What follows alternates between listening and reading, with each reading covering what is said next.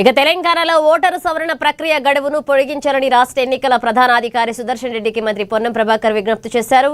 పలువురు కాంగ్రెస్ ప్రజాప్రతినిధులతో కలిసి సీఈఓను కలిసిన మంత్రి రాష్ట్రంలో ముఖ్యంగా హైదరాబాద్లో ఓటరు సవరణ ప్రక్రియ నత్తనడకన సాగుతోందని ఆయన దృష్టికి తీసుకెళ్లారు. హైదరాబాద్ జిల్లాలో ఇప్పటి వరకు కేవలం 21% ఓటరు సవరణ ప్రక్రియ మాత్రమే పూర్తయిందన్నారు.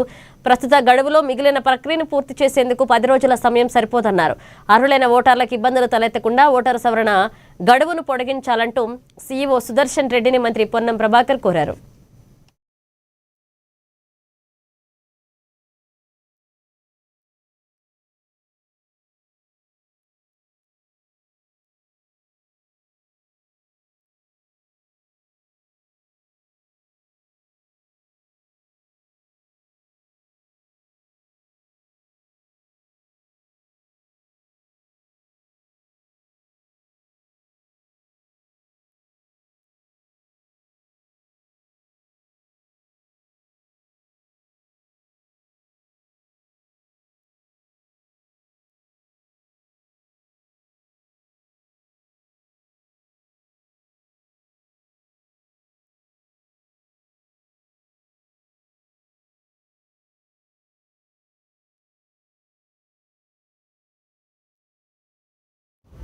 పది రోజుల గడువు ఉంది. గడువు పెంచమని చెప్పినప్పటికీ 10 రోజుల లోపల వీలైనంత, ఎందుకంటే వాస్తవంగా అర్బన్లో పోలింగ్ కూడా తక్కువైతే మీ అందరికీ తెలుసు. కొంత మైగ్రేషన్ ఉంటుంది, కొంత ఒక్కరి దాగానే ఓటు ఉండాలి, లేకపోతే ఒక ఏడాది జైలు శిక్ష అన్నారు. బెల్జియం లాంటి నగరాల్లో దేశాల్లో ఓటు వేయకపోతే ఉల్టా పెనాల్టీ అన్నారు.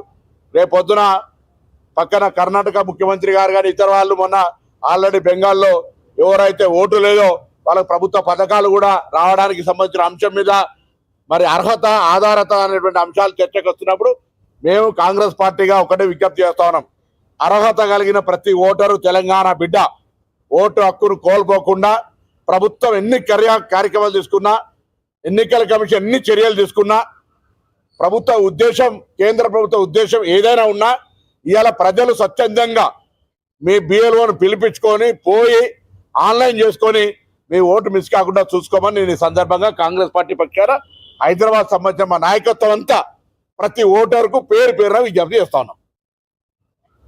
అప్పటిదాకా చూస్తాం. ముందు ఉన్న ఈ 10 రోజులు 10 రోజులు వాడమని చెప్పిన అది కూడా ఒక కంటెంటే.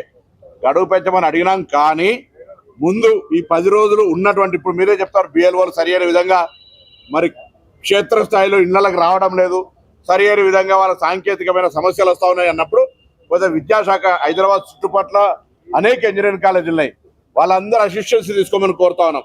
లేదా ప్రభుత్వ టీచర్లు ఉన్నారు ఇక్కడ హైదరాబాద్, వాళ్ళ సహకారం తీసుకోమంటా ఉన్నాం. జిహెచ్ఎంసీకి సంబంధించిన సిబ్బంది సహకారం తీసుకుంటా ఉన్నాం.